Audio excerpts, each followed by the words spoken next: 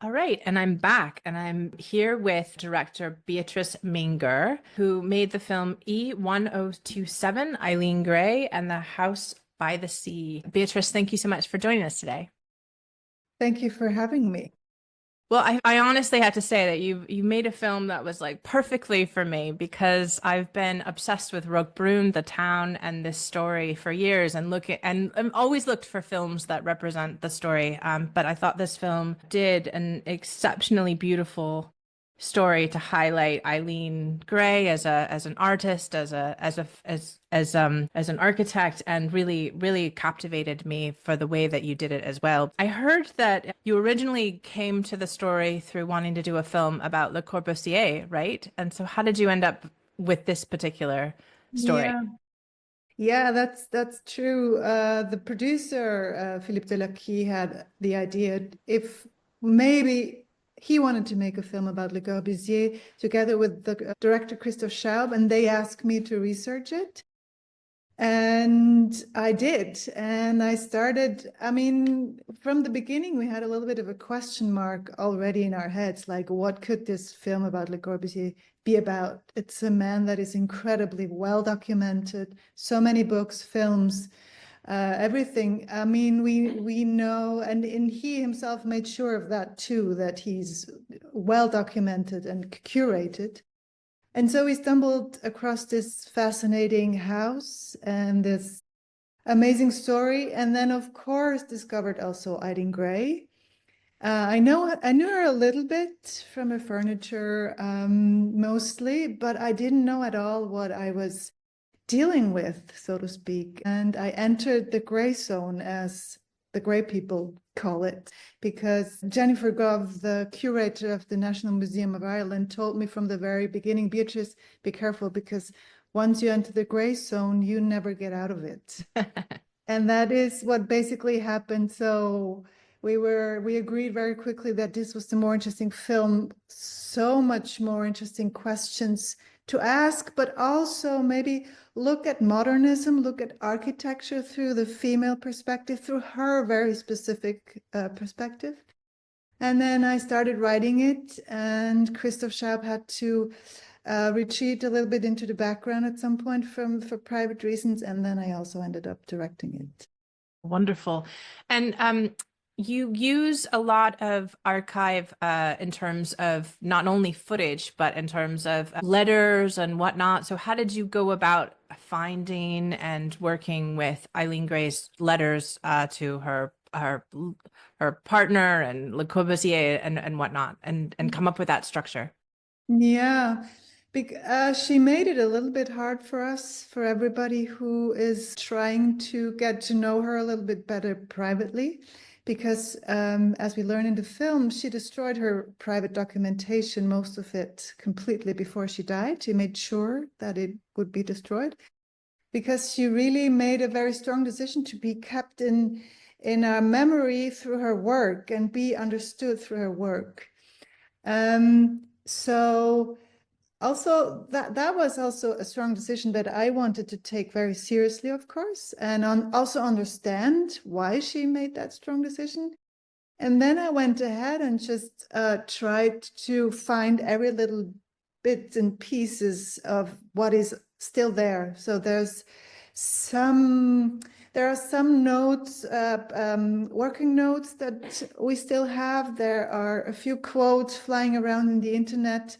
There's the biography of Peter Adam, who knew her quite well. And there's her own texts she released about architecture, where she was very, very clear and outspoken, which was a very important text for me. And then, as you mentioned, there are a few letters she wrote, mostly to Prunella, her niece, but also a few more where we could really find a little bit more her, like, let's say, private voice, or her distinctive voice of being very aristocratic, very also playful sometimes. She had a great sense of humor also with people she was close with.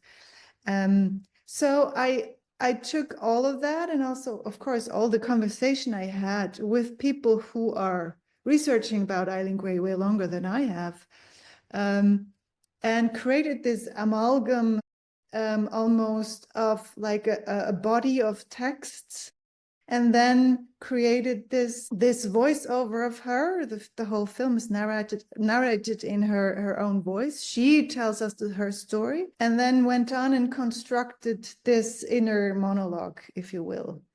Yeah. And yeah, so, but maybe again to the point that she was very clear with her decision not to be perceived private, also together with the actor Eileen Gray, no, Natalie Redmond Quirk. It was so important to us that we are finding a way to talk with her voice, but don't get too intimate, don't get too close. Let her have her mystery, her enigma that she cared so much about. So yeah. Yeah, well, that's fascinating. One thing one thing we like when we screen films, documentaries, is how to look at genre bending films. And you definitely describe this as a docufiction. It feels in some parts like part theater with the sets and like again part archive. So how did you come up with this structure in terms of how you wanted to tell this story in that way? Yeah, I think it would like the impulse. I mean, there are also always different reasons when you're trying to find a form for the film. There are for sure practical reasons that there are already documentaries, there's a fiction film. We didn't want to repeat that. Also, we knew that we knew very quickly that we wanted to have cast actors who play Eileen Gray, Jean Debussy, but also Le Corbusier, and bring them together in an artificial space, in a studio space, because also, of course, we filmed a lot of scenes in the actual house too, but it's a museum and you have to be very careful not to destroy anything, and you can't film very complex scenes in that museum. And these were maybe more the practical reasons, but then also, of course, we were trying to find a form also with my collaborators in the scenography and the DP to, not just tell a different history, like, if you will, her story, but also tell it differently and find maybe another endpoint through a different form that is like Eileen Gray, like crossing borders, blurring borders, coming from documentary into fiction, archive footage, almost seamlessly, creating something new. And also a form that gave us a lot of freedom, especially in this studio space, to use also different mediums. As you say, it's something between a theatrical space, but also a space that is quite abstract, installative space almost, where we could ask different questions also, like what is space in general? What is the exterior? What is the interior? You can be very abstract when you're far away with the camera, but then also when you close to go with the camera, that you're almost like, there's the illusion is almost like being in her presence, in her orbit, if you will. So we could play with so many different interesting questions, and at the same time also never, let's say, say that we have found the truth, but it's always just a space of also possibility and imagination. It's never going to say like, this is exactly how it happened, but this is maybe how it could happen. And I do feel like there has been a big impulse, I think, in general in my work, to find different narratives, to really be able to tell different stories. But because this person, she's so non-conformistic, non-heterosexual, non-everything. So whenever I tried to push a narrative on her, I failed, because then I found some other piece and realized, oh no, that's not her at all, So I had to invent also the narrative or adjust the narrative and not use like, you know, old conformist structures, but really, really, really listen well to what is she really telling us and wanting to tell us, and how can we find this form to also get closer to this, you know? Yeah, absolutely. And you just briefly mentioned that you were able to film a bit in the actual house, which just has this mythical quality because of what happened. And I was just curious how that came about. I know that it had gone through a renovation about 10 years ago or so. So how were you able to sort of get the rights to film in it? And yeah, just that question first. Hmm. Yeah, I have to say the museum, which is kind of a conglomerate between E1027, L'Étoile de Mer, the little bistro that is right behind it, and also Le Cabanon. So this Yeah. is a whole site, a museum site that is all intertwined together. And they have been incredibly helpful and yes, opened their doors actually pretty quickly. We were also interested in filming the renovation there. Mm. As you said, there was a first renovation phase 10 years ago, and then they went back because they realized not all the details were correctly done. So they went back and did a whole other run of renovations. And we came in just in the pandemic when they were renovating it, and we just asked them, like, can we just start filming? Because it would be interesting to also see this house in very different states of weather, season, renovation, finished renovation. And then also we came and put all the props in the house to make it a living space, a space that people live in, a space where she would live in, and then later a space where that is invaded by all these visitors and Baruvisi would live in. And they were very, very open to our ideas and also to the film. What was a little bit of a different story is filming the murals, because the rights for the murals are owned by Fondation Le Corbusier, and we had to bring them on board also to the film, Okay. which needed a little bit of negotiation because they weren't all too happy with the image that we're portraying about Le Corbusier in the film. But we ended up finding ways to do it with their consent. Yeah, I mean that's interesting that there's still, I mean, because it's such I mean, again, I know this story because I'm fascinated by it. But it is such a clear yeah, like the thing that he did that was, like presented in history, that they wouldn't be so honest Yes, about that fact. yes, but it is something that there are very different versions about the Okay. story out there, and it's very different when you talk to a Le Corbusian person or when you talk to an Eileen Gray person. The narratives vary quite a bit. Yeah. And I realized that also early on in my research, and that was also, of course, something that was very fascinating to me. Like, not just, I think, the fact that she didn't leave that much documentation, which leaves out gaps and always opens up space for interpretation, but also that kind of this conflict between these two very different artists is kind of still alive and going on, and I can feel it also in the promotion of the film.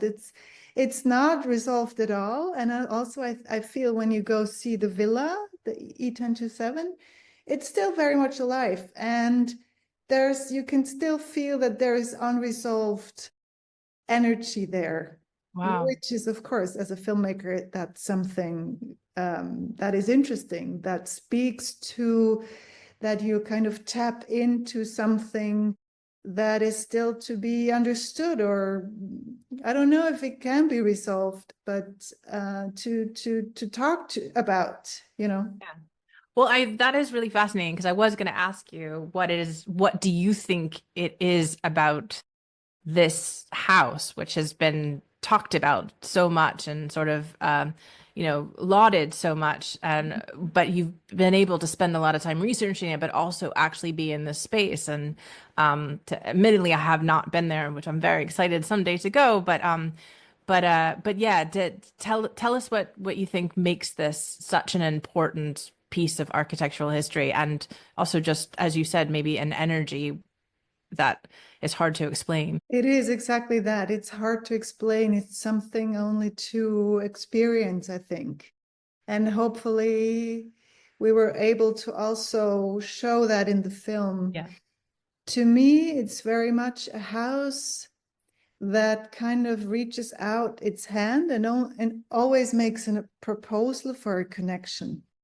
It's kind of, it welcomes you so gently with these enter slowly, sans interdit, entrez lentement, all these scriptures in the house that speak also of a great sense of humor, of course, but also it's like, so every detail is so thought through and makes you again proposal to sit down and rest and contemplate or work. Also have guests. There are all these guest beds and guest bathrooms and visitors.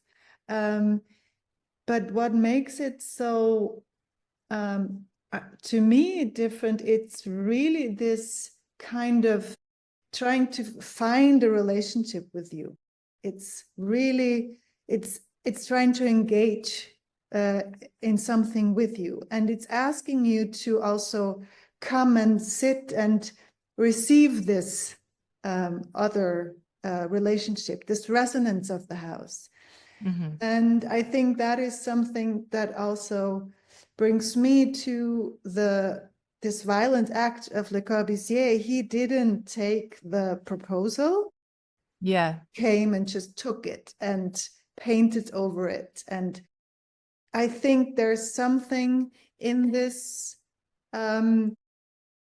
let's say, outreach, this proposal, this kind of attempt to make a connection that deeply alienated him, fascinated him also, but also there was something there that he couldn't understand. That's also so brilliantly thought through. And at one point he couldn't take it anymore. Yeah. And had to destroy it, really, Yeah. basically destroy it. And be it conscious or unconscious, it's a very, very strong act, and we need to take it seriously. Absolutely. I mean, I saw a film at IDFA a few years ago about another artist in the Dada movement that was largely like erased. And I think this story is so important, not only to talk about a we now know, like you said, we know Eileen Gray's work. She had a renaissance in terms of, as your film says, like later on in her life or later on in modern history, but no other example do we have of someone who actually fully attempted to like physically erase her work and her and defile it in such a clear way. And I think that's such an important part of In this an act, story. yeah, and in an act, he chose to make naked, painting naked women on the walls. And again, here you can also, I mean, you can also argue, oh, well, it was hot down there. Everybody was naked, and painting naked women was the norm, basically. There's no older motive than in art history than the naked woman. And also you could argue there's a version also, I think, in the film that it was very banal almost. They hung around and he wanted to express himself differently before he really wanted the walls to be very white or at least monochrome. But then he had a change of heart and a change of mind. And here is this great opportunity. And why not take it? Mm. It's handed to him. And why should he not take it? And also it speaks to the fact how actually easy it was to Yeah. cancel women. Yeah. Nowadays everybody is crying out when we're turning the light around and asking, like, how are men really responsible for their actions? And then everybody's like, ooh, cancel culture. But let's remember that men have been canceling women for I don't know how many 100 years. And it Yeah. was so easy. It was almost effortless for him. Absolutely. And I think you're completely right. It's so important to be aware of the fact that not only he canceled her, he erased her. It was very easy to erase her, but also what he was also erasing with it, it's a completely different point of view on the world, on art, on architecture, that he didn't bear to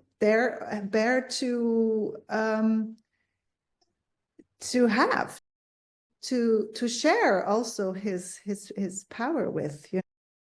And I think this also speaks a lot to where we are today, Yeah. because this happened almost 100 years ago, in a time where really between the wars, so many new things happened. Art exploded,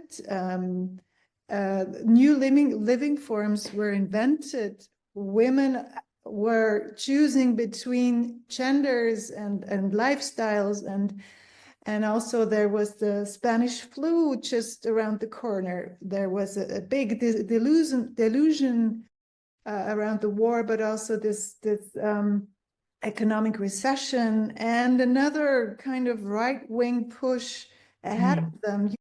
There are so many parallels that I think, feel are true also today. Also, Yeah. the machine age, the rise of the machine age 100 years ago, there were literally exhibitions called the machine age. Look where we are today. We are talking about AI all the time, and Yeah. computers and replacing humans. And again, today, we have right-wing governments who are trying to erase this other point of view that is only saying, let's have relationships, let's open up the spectrum to different forms of life. Yeah. And they are just going like, no, no, no, no, no, not anymore. We push back, you have to go back into the hole where you came from. Yeah. So I do think that in this, it's this violation, this violent act of Le Corbusier is stirring so many feelings that we also have today. Yeah. And that was always also a goal for me, to never have to make the film feel very contemporary. Hmm. To never be tempted to go like, oh yeah, well, that was 100 years ago, nothing to do with us, and oh, how bad of him, how he acts, look how obnoxious he's, how arrogant. I mean, it's Yeah. not that different today. No, absolutely not. We know, as women, we know these kind of men so well, and we are pushed out of spaces almost every day by men like this. Yeah, absolutely. Well, Um, I really loved this film. I love the way that you used archive and projection and theater and everything. So thank you so much for sharing your ideas. Also, I'm so glad and grateful that I have found her, because I Yeah. do think she gave me, with her very strong, distinctive, non-conformative voice, she gave me so much courage also in my own work and writing and how I make films, how I always value a lot of the process and collaboration with other people. And she was such a really a herring for that. And it's so valuable to rediscover these women as role models, that because there aren't that many around that we could still align with and find courage in, you know. And hard to find, as you said, because it's either not documented or, in this case, you said, was some of it was destroyed. So it's just, but it's amazing. It's amazing film. I guess I'm in the gray zone as well. Oh, good. So Welcome. thank you so much for sharing your film, and yeah, it's out in the UK right now. It'll be in Edinburgh and Glasgow in the next few weeks. So please check it out if you can. Thank you so much for the conversation.